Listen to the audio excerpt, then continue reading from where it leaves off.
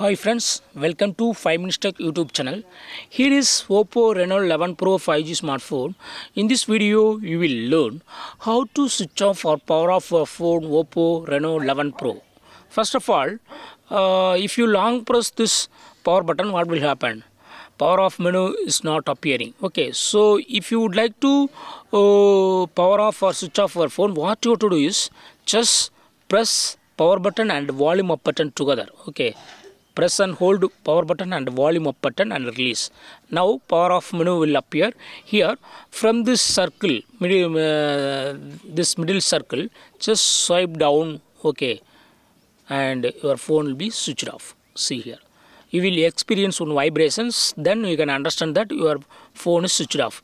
If you would like to switch on your phone, again you go to press this power button. Okay, and you will experience some vibration, and then logo appears, Oppo logo appears, so your phone will be restarting. Okay, so in this way you can easily power off or switch off your phone. What you have to do is just press power button and volume up button together, and then you will have the power off option.